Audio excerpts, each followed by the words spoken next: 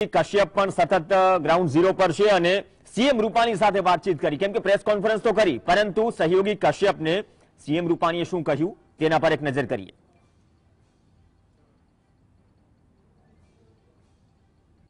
પેટા ઇલેક્શનમાં તમામ સીટ ઉપર બીજેપીનો ભવ્ય વિજય થયો છે. વાત કરીશું સીએમ વિજય રૂપાણી સાથે. સર, જે પ્રમાણે વિજય થયો છે, સૌથી મહત્વનો મુદ્દો આ ચૂંટણીમાં કયો રહ્યો? હું માનું છું ચૂંટણીમાં સ્પષ્ટ મુદ્દો રહ્યો કે ગુજરાતનો વિકાસ કોણ કરશે? સરકાર તો છે જ ભાજપની. ચૂંટણીના પરિણામ ગમે તે આવત, સરકાર ભાજપની રહેવાની છે. 5 વર્ષથી બધાને ખબર હતી. ત્યારે શાસક પક્ષનો ધારાસભ્ય વધુ વિકાસના કામ કરી શકે, સાથે સાથે એક ભારતીય જનતા પાર્ટીનું સબળ નેતૃત્વ, નરેન્દ્રભાઈ મોદીનું નેતૃત્વ, બંને સરકારની કામગીરી, આ મુદ્દાઓને લોકોએ એન્ડોર્સ કર્યા છે. પરેશ ધાનાણી સતત ટ્વીટ કરતા હતા. ગદ્દારોનો મુદ્દો તેમણે ઉછાળ્યો હતો. પ્રેસ કોન્ફરન્સમાં પણ સીઆર પાટીલે કીધું ટ્વીટી જમાત. કઈ રીતે આ મુદ્દાને જોઈ રહ્યા છે? આપ માનો છો ગદ્દારો વાળો મુદ્દો ના ચાલ્યો? એ તો જનતાએ ફેંકી દીધો. આટલી ભારે બહુમતીથી જીત, ખાલી જીત નહીં, ભારે બહુમતીથી જીત, એ જ દેખાડે છે કે આવા બધા મુદ્દાઓને લોકોએ ફેંકી દીધા છે. 2017 વખતે સૌરાષ્ટ્રમાં બીજેપીને ખાસું નુકસાન થયું હતું. આ પેટા ઇલેક્શનમાં સૌરાષ્ટ્રની 2 સીટ હતી, ગઢડા અને 4 સીટ હતી, ધારી. આ 4 સીટ હતી. સૌથી ટફ સીટ મોરબી અને ગઢડા માનવામાં આવતી હતી. તેમાં પણ સરળ વિજય થયો છે. સૌરાષ્ટ્રમાં બીજેપી ફ્રન્ટ ફૂટ ઉપર આવી એવું માનો? ચોક્કસ. સૌરાષ્ટ્રમાં નહીં, આ ચૂંટણી અલગ અલગ ક્ષેત્રોમાં હતી. કચ્છમાં હતી, આદિવાસી વિસ્તારમાં હતી, દક્ષિણ ગુજરાતમાં હતી, મધ્ય ગુજરાતમાં હતી, સૌરાષ્ટ્રમાં હતી. બધેથી વિજય મળ્યો છે. મતલબ આખા ગુજરાતમાં એક લહેર ચાલી રહી છે. સાહેબ, આપને એ પણ પૂછવા માંગીશ કે કેટલીક સીટો એવી હતી, સ્થાનિક ઉમેદવારો બીજેપીના, મૂળ બીજેપીના જે નેતાઓ છે, તેને ટિકિટ માટે માંગણી કરી હતી. જે તે સમયે વિરોધ પણ થયો હતો. પરિણામ બિલકુલ ઉલટા આવ્યા છે અને સરળ વિજય થયો છે. એટલે ભારતીય જનતા પાર્ટીનો કાર્યકર્તા પાર્ટીને ભરેલો છે. કોણ લડે છે નહીં, પણ કમળ લડે છે. કમળ જીતે એ જ એની અપેક્ષા હોય છે અને એટલા માટે કામ કરતો હોય છે. એટલે આ બધી વાતને બાજુએ મૂકી દીધી છે. આપને અંતિમ સવાલ પૂછવા માંગીશ કે કોર્પોરેશનનું ઇલેક્શન આગામી સમયમાં આવે છે. કહી શકાય કે આ નેટ પ્રેક્ટિસ હતી?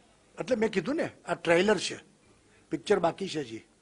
અને આ ટ્રેલર જ દેખાડે છે કે આવનારા દિવસોમાં આ હવા, આ લહેર, એ અમે જિલ્લા પંચાયત કોર્પોરેશનમાં પણ ભવ્ય વિજય હાંસલ કરીશું, 2022ની વિધાનસભામાં પણ હાંસલ કરીશું. જે પ્રમાણે પેટા ચૂંટણીના પરિણામ આવ્યા છે તેને ટ્રેલર ગણવામાં આવ્યું છે અને આગામી સમયમાં કોર્પોરેશનના ઇલેક્શન અને વિધાનસભાના ઇલેક્શન છે, તેમાં પણ આ જ રીતે ભવ્ય વિજયનો વિશ્વાસ વિજય રૂપાણી દ્વારા વ્યક્ત કરવામાં આવ્યો છે.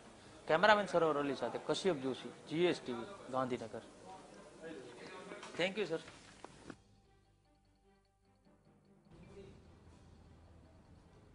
તો પેટા ચૂંટણી છે, પેટા ચૂંટણીના પરિણામ ટ્રેલર છે, પિક્ચર અભી બાકી है. સીએમ રૂપાણીનું કહેવું છે સ્થાનિક સ્વરાજની ચૂંટણી છે, વિધાનસભાનો પણ દાવો અત્યારથી કરી લીધો કે અત્યારની પરિસ્થિતિમાં ન માત્ર જીત, પરંતુ જે અંતરથી જીત મળી છે એ દર્શાવે છે કે કોંગ્રેસના ધારાસભ્યોને, કોંગ્રેસને નકારી છે જનતાએ. કેમ કે અત્યાર સુધી કરજણ, લીંબડી, આ બંને બેઠકની વાત કરીએ, કરજણમાં 3000 પ્લસની લીડ હતી. જ્યાં સુધી અક્ષય પટેલની વાત કરીએ, 2017માં જ્યારે કોંગ્રેસમાંથી લડ્યા, પરંતુ જો અત્યાર સુધીમાં 16000ની લીડ હોય, એ પણ પક્ષ પલટો કર્યા બાદ, તો એ પણ એક વિચારવા જેવી સ્થિતિ છે કે કરજણમાં કઈ વસ્તુ ચાલી. પક્ષ પલટો કર્યા બાદ પણ બહુ મોટી લીડથી અક્ષય પટેલ ભાજપના ઉમેદવાર તરીકે જીતે છે. વાત રહી લીંબડીની. લીંબડીમાં 2013માં જ્યારે 2014ના લોકસભા ઇલેક્શન માટે સોમાભાઈ પટેલે ધારાસભ્ય પદ છોડ્યું હતું, સતીશ કોડીએ જ્યારે કિરીટસિંહ રાણા સાથે ઝંપલાવ્યું હતું, ત્યારે પણ 25000ની આસપાસ મતોથી કિરીટસિંહ રાણા જીત્યા હતા બાય ઇલેક્શન. પણ બાય ઇલેક્શન જીત્યા બાદ પણ ફરી 2017માં સોમાગાંડા પટેલ સામે કિરીટસિંહ રાણા હાર્યા હતા.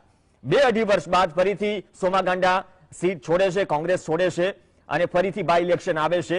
કિરીટસિંહ રાણા ફરીથી ભાજપના ઉમેદવાર હોય છે. સામે કોળી ઉમેદવાર નહીં, પરંતુ ચેતન ખાચરના રૂપમાં કાઠી ઉમેદવાર ઉતારે છે, એક યુવા ઉમેદવાર ઉતારે છે. પરંતુ જે પ્રકારની લીડ 12 રાઉન્ડ કે 15 રાઉન્ડના અંતે હતી, તો પિક્ચર લીંબડીનું ત્યારે જ ક્લિયર થઈ ગયું હતું કે આ પ્રકારની લીડમાં હવે કોઈ ઉલટફેરની શક્યતા નથી. તો કરજણ અને લીંબડી, જ્યાં ફાઇનલ મેન્ડેટ એ છે કે ભાજપે બાજી મારી છે અને બંને બેઠક પર બંને બેઠક પર ભાજપની જીત મળી છે. પક્ષ પલટો કરનાર અક્ષય પટેલ અને સૌથી અનુભવી ધારાસભ્યોમાંથી એક કિરીટસિંહ રાણા. અને એ જ વિજયોત્સવના દ્રશ્યો ટીવી સ્ક્રીન પર કમલમથી. એક પછી એક પેનલ જોડાશે. જ્યોતિબેન પટેલ આપણી સાથે જોડાયા છે. જ્યોતિબેન, બે બેઠકની વાત કરી તો બે વાત તો કરી. સીએમ રૂપાણી કહે છે આ ટ્રેલર હતું, સ્થાનિક સ્વરાજની ચૂંટણી, વિધાનસભા બાકી છે. પણ કરજણમાં પક્ષ પલટો કરનાર ઉમેદવાર 2017ની સરખામણીમાં ઓલમોસ્ટ 4 કે 5 ગણી લીડથી જીતે છે. લીમડીમાં એમ માનીએ કે કિરીટસિંહ રાણા સિવાય, રાણા ફેમિલી સિવાય કોઈ ચહેરો અત્યાર સુધી ભાજપમાં નથી ગયો. છેલ્લા ઘણા વર્ષો 7 ટર્મથી 8 ટર્મથી વાત કરીએ તો આ બંનેના રિઝલ્ટ અને લીડને કઈ રીતે જુઓ છો? આમ તો નોર્મલી થોડી નિરસતા ઉપર નિરસતા લાગી નહીં, મતદાન થયું છે, લીડ પણ છે. કોંગ્રેસના કયા મુદ્દા ન ચાલ્યા અથવા તો ભાજપનું બૂથ લેવલનું મેનેજમેન્ટ અને પડકારને જે રીતે રિઝલ્ટમાં કન્વર્ટ કર્યું છે એના બેસિસ પર હું આ બાબતને એવી રીતે જોઈશ કે ઉમેદવારોનો પોતાનો જનાધાર છે આમાં. એટલે પહેલા કોંગ્રેસ તરફથી લડ્યા પણ ત્યારે માર્જિન ઓછું હતું. હવે એ લોકોએ પક્ષ બદલ્યો એટલે ભાજપનું બૂથ નેટવર્કનો એમને ફાયદો મળ્યો અને પોતાનો જનાધાર એમણે પોતાના પર્સનલ કામોથી મેળવ્યો હશે. કારણ કે કોંગ્રેસ તો છેલ્લા 20 વર્ષથી સત્તામાં નથી. એટલે જો એ કોંગ્રેસ સતત હજી પણ એ જગ્યાએ આવતી હતી તો આ ઉમેદવારોની મહેનતને લીધે. હવે ઉમેદવારોએ પક્ષ બદલ્યો એટલે ઉમેદવારનો જનાધાર વત્તા ભાજપનું બૂથ મેનેજમેન્ટ એ બંને મળીને આટલી લીડનું કારણ બન્યું છે એવું મને લાગે છે. એટલે પક્ષ પલટાનો મુદ્દો ન ચાલ્યો. આ ભૂતકાળની ચૂંટણીઓમાં જે પણ જોયું, કદાચ શરૂઆતથી ડિબેટમાં કહેતો આવું છું કે જે સામાન્ય જનતા છે, એક બે ફેક્ટર હતા, બે કોમન ફેક્ટર એ હતા. ધારાસભ્ય છોડી ગયા કારણ એ પણ હતું કે વિસ્તારના કામો નથી થતા અથવા અટકેલા છે. કરજણમાં પણ આપણને મંત્રીને સાંભળતા જોયા કે હવે કામો થશે, પહેલા વિકાસના કામો હવે ઝડપથી થશે. તો સ્થાનિક પ્રજા કે સ્થાનિકોનું માઇન્ડસેટ શું હવેના બાય ઇલેક્શન્સમાં એ પ્રકારનું હોય છે કે ભાઈ આપણા વિસ્તારની વાત છે, આપણા વિસ્તારના મુદ્દાઓ છે, સત્તા પક્ષ કે કોઈ પાર્ટી અથવા તો એ ચહેરો જે કામ કરી બતાવે, માનો છો કે તેની સામે બાકી કોઈ મુદ્દા ન ચાલ્યા? ન જ ચાલે, કારણ કે હવે પ્રજા શાણી થઈ ગઈ છે અને જે નવા મતદારો છે એ લોકો તો ખાસું અપડેટ રહેતા હોય છે. એક મુદ્દો એ છે કે ભાઈ પક્ષ પલટો કર્યો છતાંય તો એક પ્રજાની લાગણી એ હોય કે જે વ્યક્તિ ઉમેદવાર હતી એનો જે જનાધાર હતો એનો અર્થ કે એનો જનસંપર્ક હતા એ સામાન્ય માણસને પણ આરામથી મળતા હશે, એક એવી છાપ હોય. હવે એ માણસ કોઈ પણ સામાન્ય પ્રજાજન પોતાનું કામ લઈને જાય, હવે જો ઉમેદવાર સત્તા પક્ષમાં હોય તો એ એના માટે કામ કરાવવું સરળ પડે, વિપક્ષમાં હોય એના કરતા એ જગ જાહેર વાત છે. એટલે પછી આ વખતે પ્રજાએ માન્યું કે અને સ્થાનિક ચૂંટણીઓ સ્થાનિક મુદ્દે જ લડાતી હોય છે. રાષ્ટ્રીય ચૂંટણીઓના મુદ્દા જુદા હોય, રાજ્ય સરકારના જુદા હોય. એટલે જ્યારે પર્ટિક્યુલરલી વિધાનસભાની સીટો માટે જ્યારે લડાતું હોય ત્યારે સ્થાનિક મુદ્દા જ મોટો ભાગ ભજવતા હોય. ઉમેદવાર પણ છે. જો કિરીટસિંહ જાડેજા સામે થોડો અંદરખાને વિરોધ પણ હતો ઘણી બધી બેઠક પર. આપણે ડાંગ પર જોઈએ, અબડાસામાં સ્થિતિ થોડી જોઈએ કેમ કે રાજીનામા પણ પડ્યા હતા, તો એ વસ્તુ પણ અસર કરી ગઈ કેમ કે કોંગ્રેસમાં સંગઠન નથી એ પહેલેથી સવાલ ઉઠતો આવ્યો છે. બીજી વાત ઉમેદવારોની પસંદગી, એ પણ બાય ઇલેક્શનમાં આપણે ધારીમાં જોયું કે છેલ્લે સુધી કોકડું ગૂંચવાયેલું રહ્યું, જેની ઠુંબરની વાત ચાલી રહી હતી, બાદમાં સુરેશ કોટડિયા આવે છે, એ જ સ્થિતિ મોરબીમાં હતી. એટલે 3-4 બેઠક માનો છો કે એવી હતી કે જ્યાં સ્થાનિક સ્તર પર ઉમેદવારની પસંદગી પણ ઘણી મેટર કરી ગઈ. હા, એટલે આમાં એકચ્યુઅલી જે મોવડી મંડળ હોય એમના માટે મોટો અગત્યનો જ પ્રશ્ન એ હોય કે ઉમેદવાર કોને બનાવવા, કોનું જીતવાની શક્યતા વધારે છે. કારણ કે ચૂંટણીઓ જીતવા માટે જ લડાતી હોય છે એટલે એ બધા મુદ્દા તો કવર કરવામાં આવે જ. અને એના માટે જોવામાં આવે કે એમનો જનાધાર કેટલો છે, લોકપ્રિયતા કેટલી છે. એટલે ઘણી વખત એવું થાય, અચ્છા અંદર સ્થાનિક નેતાઓની હુંસાતુસી પણ ભાગ ભજવતી હોય, અંદર લોબિંગ ચાલતું હોય ટિકિટ મેળવવા માટે, એટલે એક જાતનું પ્રેશર પણ ક્રિએટ થતું હોય. એટલે ઘણી જગ્યાએ એવું હોય કે જ્યારે બે બળિયા સ્થાનિક નેતાઓ હોય તો ત્યારે જરા હુંસાતુસી વધારે ચાલે એટલે સમય લાગે. પણ છેલ્લે મોવડી મંડળે જે નિર્ણય લીધો એ કેટલો સાચો ઠર્યો એ આ ચૂંટણી પર બંને પક્ષમાં આંખે આંખ તો હતી. હમણાં અક્ષય પટેલ ચલો જીત્યા કરજણમાંથી, સતીશ પટેલની બાઇટ ચાલી રહી હતી જે 2017માં અક્ષય પટેલ સામે હાર્યા હતા. તેવી સ્થિતિ કાંતિલાલ અમૃતિયા કે પછી દિલીપ સંઘાણી સાથે હતી. તો એ લેવલ પર બે ડિફરન્સ એ માનો છો કે અંદર ખાને વિરોધ કે અંદર ખાને ખેંચતાણ બીજેપીએ કંટ્રોલ કરી, આમાં શું છે, કદાચ પક્ષપલટો કરીને ઉમેદવાર આવે, પહેલા પાર્ટીમાં એક્સેપ્ટન્સ છે કે નહીં એ બીજો મુદ્દો, બાદમાં પ્રજા સ્વીકારશે કે નહીં એ બીજા નંબરની વાત છે. તો એ બાબતમાં તમે કઈ રીતે જોવો છો? કેમ કે બીજેપી સામે એ પણ એક ચેલેન્જ હતી કોરોના કાળમાં કે 3 વર્ષમાં ફરીથી ચૂંટણી થઈ રહી છે, કોરોનામાં આપણે તહેવાર પણ ઘણા નથી ઉજવ્યા, તો ટેક્ટિકલી એ બધી જ બાબતોમાં હોમવર્ક સાથે ખરી ઉતરી માની શકાય. એકચ્યુઅલી પેટા ચૂંટણીઓ પોતે જ એક કોન્ટ્રોવર્શિયલ નિર્ણય હતો, કારણ કે આ કોઈ ઉમેદવારની મૃત્યુને લીધે ખાલી થયેલી સીટો નથી, પણ રાજ્યના સભાની ચુનાવ પહેલા થયેલી આ રાજીનામાઓને લીધે ખાલી પડેલી હતી. એટલે પ્રજા સમજે છે કે આ બધી ખાલી કેમ થઈ, એટલે એક રોષનો મુદ્દો તો હતો જ, પણ હવે એક હતું કે કોંગ્રેસના 5 જગ્યાએ ઉમેદવાર રિપીટ કર્યા. એનો અર્થ એ હતો કે ભાજપ તે વખતે ભલે એના વિરુદ્ધમાં હતો, પણ એટલું તો માનતો હતો અને જાણતો હતો કે આ ઉમેદવારોનો રાજકીય જનાધાર છે, અને એટલે જ કેમ પોતાના ઉમેદવાર ઉભા ના કર્યા અને કોંગ્રેસના જે પક્ષ પલટું કરીને આવ્યા હતા એમને જ કર્યા. હવે એક વાતમાં ભાજપને કાર્યકર્તાઓને દાદ આપવી પડે કે જેની સામે ગઈ ચૂંટણીમાં વિરોધમાં પ્રચાર કર્યો હતો, આ વખતે એના પક્ષમાં કરવાનો હતો, છતાં એટલી શિસ્ત બતાવી અને એક્સેપ્ટન્સ સ્વીકૃતિ મળી એ લોકોને, ઉમેદવારોને, અને ત્યાં આગળ મોવડી મંડળે જે લીધેલો હોય નિર્ણય, તો કાર્યકર્તાઓને ખબર હોય છે કે અનેક ચર્ચાઓ પછી લીધેલો હશે, એટલે એ લોકોએ શિરોધાર્ય કર્યો અને એને જીતાડવા માટે કર્યું. અને મેં કહ્યું એમ પહેલા કે ઉમેદવારનો જનાધાર અને આમનું બૂથ મેનેજમેન્ટ, પ્રચાર શક્તિ, એ બંને મળીને આટલી લીડ અપાવી છે. ઓકે, હું મોરબીની વાત કરીશ. એક કાંટેકી ટક્કર થોડી ઘણી જોવા મળી રહી છે મોરબીમાં છે. જો બ્રિજેશ મેરજા પેલા ભાજપમાં હતા, કોંગ્રેસમાં આવ્યા, કોંગ્રેસમાં જીત્યા, ધારાસભ્ય હતા, છતાં પણ છે ને એમએલએ ગેરહાજર એવા પોસ્ટર્સ પણ લાગતા મોરબીમાં જોયા છે. ફરીથી ભાજપમાં આવે છે, લડે છે કાંતિલાલ અમૃતિયાને, ચલો એ થોડો રે કે થોડી નારાજગી પણ હોય એ મેનેજ કરે છે, છતાં પણ આ બેઠક પર 8 માંથી એકમાત્ર બેઠક એવી છે કે જ્યાં બરાબરીની ટક્કર છે. એટલે માનો છો કે આ વખતે બહુ ક્લોઝ એન્કાઉન્ટર મોરબીમાં છે? સ્થાનિક મુદ્દાઓ, પક્ષપલટો, આ બધી જ વસ્તુનો કોકટેલ છે આ બેઠક પર. કોકટેલ છે, સાચી વાત છે. અને પ્રજાનું માનસ આમાં પ્રવાહી છે, એટલે એ છે છેલ્લા રાઉન્ડમાં જ ખબર પડશે કે ઊંટ કઈ કરવટ બેઠું.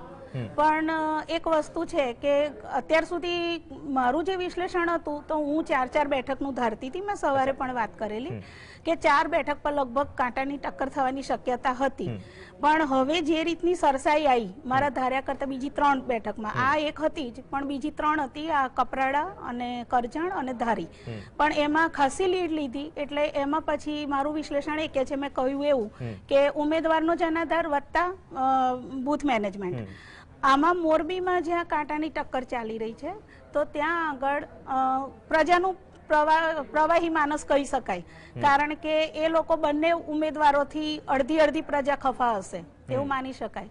એટલે છેક છેલ્લા રાઉન્ડમાં જ ખબર પડે કે છેલ્લે શું થયું, પણ આમાં સરસાઈ બહુ ઓછી રહેશે એ નક્કી વાત છે. જે પણ જીતશે, ગયા વખતે અમુક 700 જેટલી 100 નું જ હતું, એટલે આ વખતે જે જીતશે પણ સરસાઈ બહુ ઓછી રહેશે. આમાં શીખ શું માનો છો બંને પક્ષ માટે? એક બીજેપી માટે તો પ્લસ પોઈન્ટ છે કે ચલો નહીં વફો એટલો નકરો, વકરો એટલો નફો, કારણ કે આમાંથી એક પણ બીજેપી ની તો હતી જ નહીં, એટલે એમને તો વિધાનસભામાં સ્ટ્રેન્થ મળી, અને લીધે રાજ્યસભાની જો ચૂંટણી આવે તો એમાં એમને સ્ટ્રેન્થ મળે, એમને ફાયદો જ છે.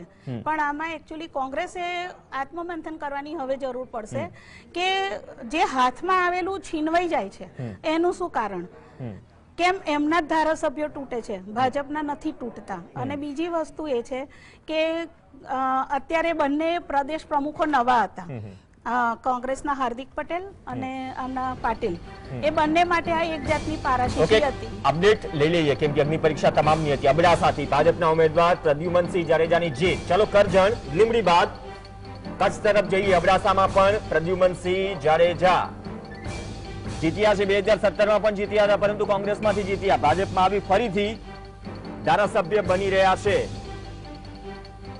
નવા ઉમેદવાર હતા સેંઘાણી કોંગ્રેસમાંથી, ત્યારે પણ ઘણી બધી ખેંચતાણ ચાલી, અંદર ખાને સંગઠનને લઈને થોડી નારાજગી પણ હતી કોંગ્રેસમાં. પણ જે લીડની આપણે વાત કરીએ છીએ, આપણે જે કરજણમાં લીડની વાત કરી કે લીમડીમાં લીડની વાત કરી, એ જ રીતે અબડાસામાં એ પણ મેટર કરે છે કે 17 કે 18 રાઉન્ડના અંતે જે લીડ હતી, લીડનું અંતર કાપવું કોંગ્રેસ માટે મુશ્કેલ.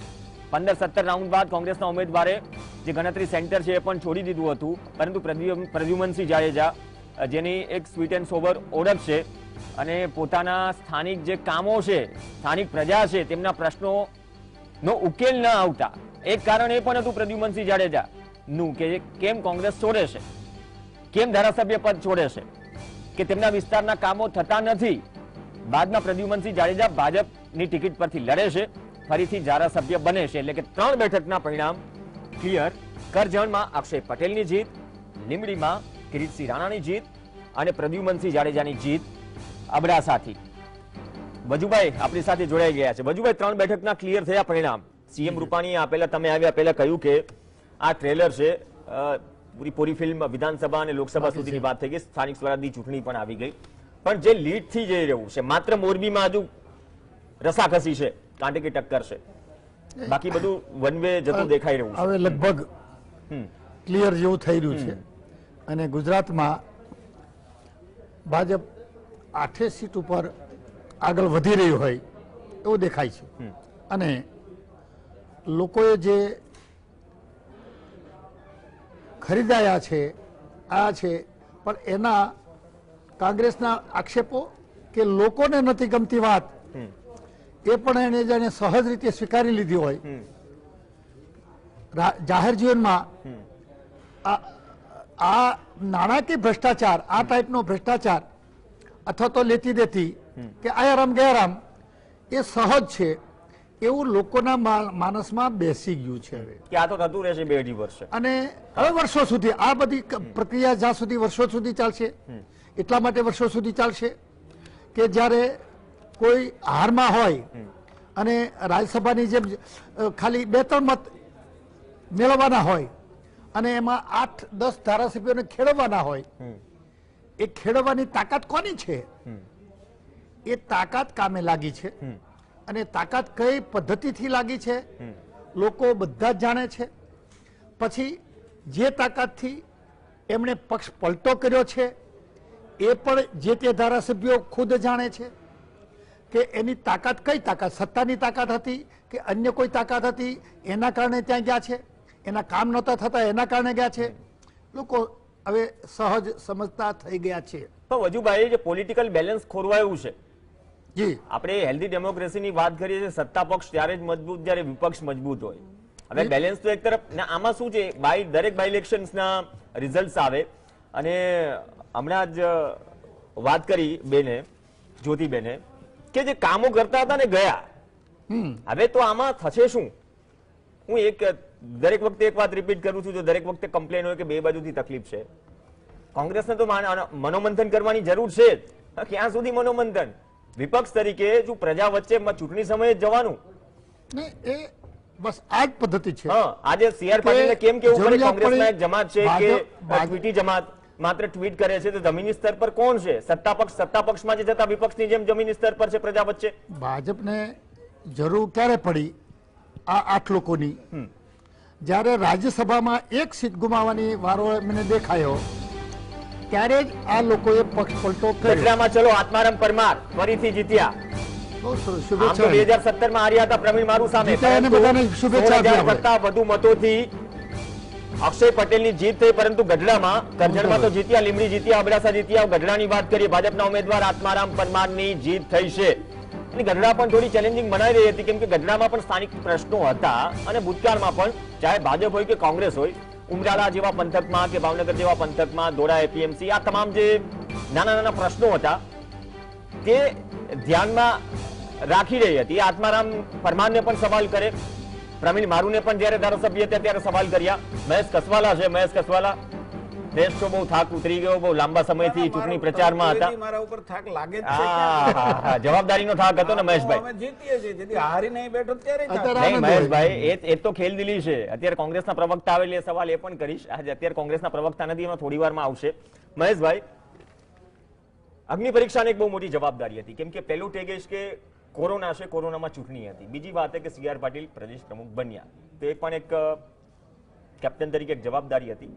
8 બેઠકમાં મોસ્ટ ઓફ એક થોડી કાંટે કે ટક્કર મોરબીમાં છે, બાકી વન વે જીતી રહી છે બીજેપી. ફેક્ટર નહીં હું કહું, પણ જનતાએ જીતનો કળશ ઢોર્યો છે. તમારા ઉપર તો શું ન ચાલ્યું? કેમ્પેનિંગના કોંગ્રેસના મુદ્દા ન ચાલ્યા? જમીની સ્તર પર ભાજપ, હું દરેક વખતે કહેતો આવું છું, ભલે સત્તા પક્ષમાં છે છતાં પણ ભાજપના કાર્યકર્તાઓ જમીની સ્તર પર હોય છે, પ્રજા વચ્ચે, ભલે સત્તા પક્ષમાં છે. પ્રવીણભાઈ, એ બહુ મેજર રોલ હતો. પ્રવીણભાઈ, રાજનીતિની અંદર પ્રજા સાથે કનેક્ટ રહેવું ને એ મોટી ઉપલબ્ધિ હોય છે. પ્રજાના કામ એ પછીની વાત છે, પરંતુ પ્રજાના સુખ દુઃખની અંદર કનેક્ટ રહેવું એ ખૂબ મહત્વની વાત હોય છે. અને ભારતીય જનતા પાર્ટીનું પેજથી લઈને પ્રદેશના સંગઠનનું જાળું એ સતત પ્રજાની વચ્ચેથી આવે છે ને પ્રજા સાથે કનેક્ટ રહે છે.